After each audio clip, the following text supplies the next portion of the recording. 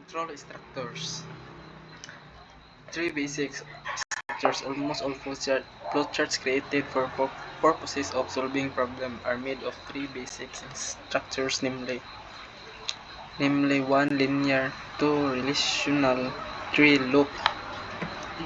Linear structures.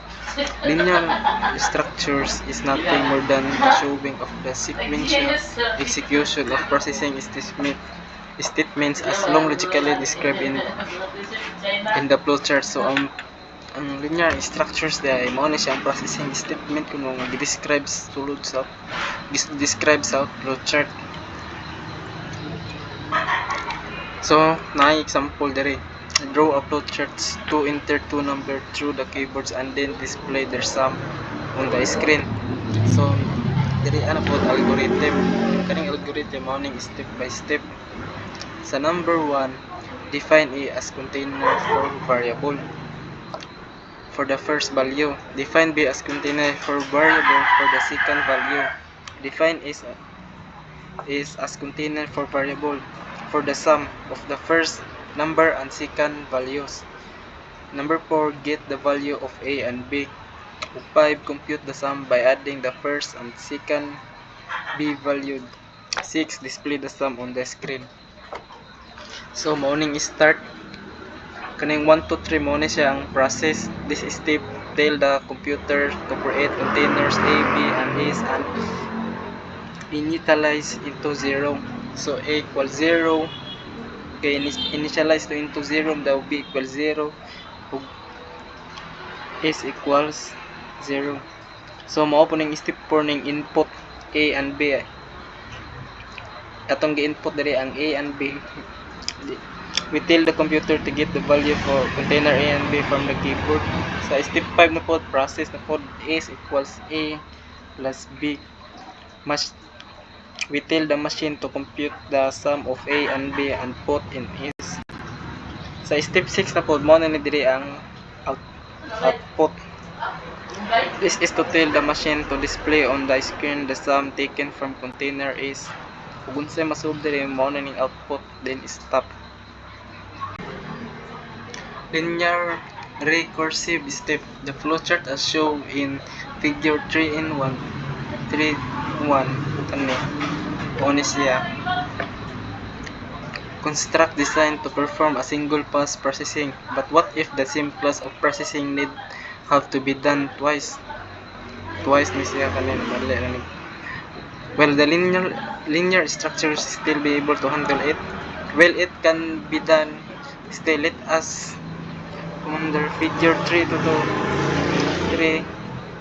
which show this possibility. So kani siya dire mo ning first complete process pass sa mao ni. So nakita nato dire nga gikuan na gisumpayan sa bagina gisumpayan. So possible gyud dai siya repeated process pass baligi kaduha. Linear in relation to loop structure. The previous example is illustrated in figure 3 to show how the recurrence of the certain step help achieve the second round of input processing before it ends. So gipakita diri sa kanid diya kung yung sa pag-abot ang pagsumpay sa input to end, input processing to end. But if there were hundreds of similar input step or processing to be made, it will be very impractical to keep on repeating similar steps in linear construct. So very impractical da kuno nga atong utrohon ang mga maura nga step. Wala magbalik-balik ra. So makita diri nato mo ni ang process nya diri input sunod na pod process nya kaning process na pod na S equals A plus B nya display S bali output na ni siya diri nisaka na pod siya pabalik mo ni ang first complete processing pass. bali loop, bali nagbalik-balik.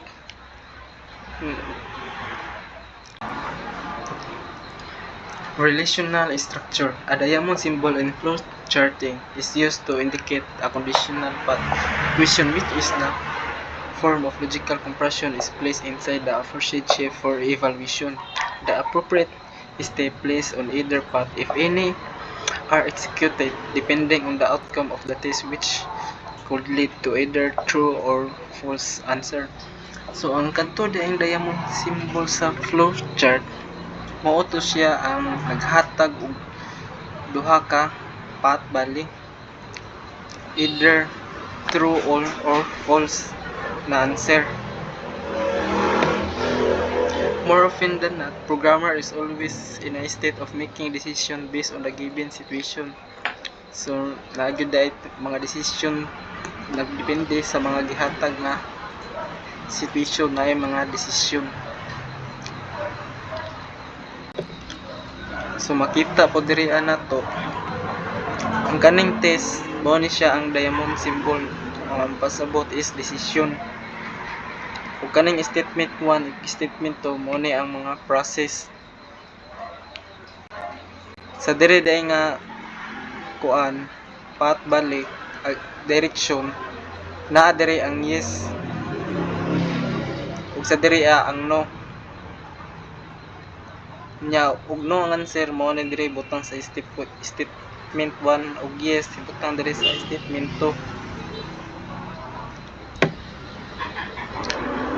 Relational operator are, as previously mentioned, the truth value of comparison or expression can be determined through the use of 6 relational operation as shown in figure 3 and 5. So naay unom ka buok nga mga operators: equals, less than, greater than, not equal, less than or equal, greater than or equal.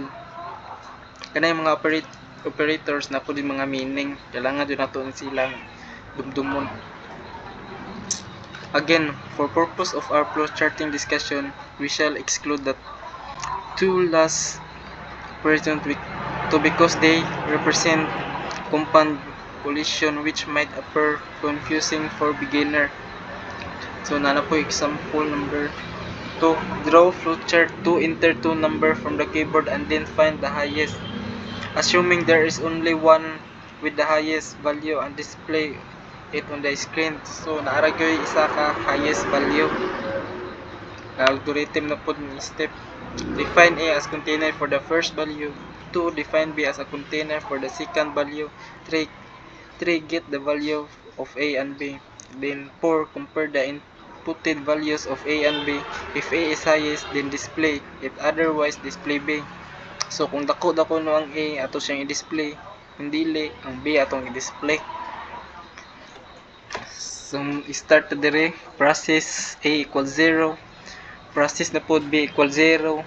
Sa input ato nang ibutang ning A ug B nya sa kani nga symbol mo na yung decision. A ba daw is greater than B. So pag yes, this atong i-display ang A sa dire sa output. If not naman atong i-display ang B, then stop.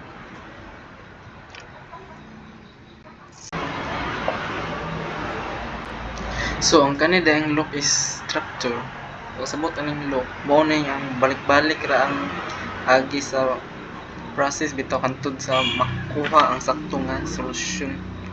May balik-balik ra. The loop structure model as shown in 3 to 7. So kani siyang nas ubos ng picture.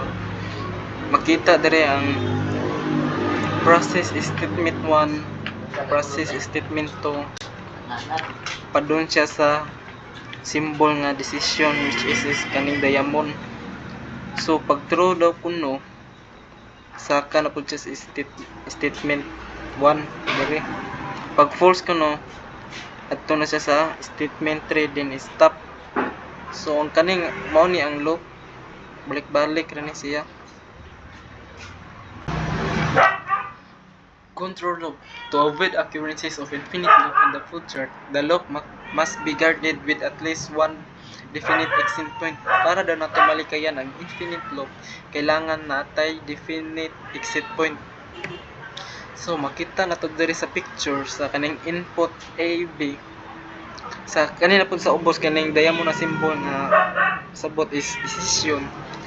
Pag A equals 777, pag yes, stop ta. Pag no, process sa butag is equals A plus B, then display is saka na pod balik sa input A and B.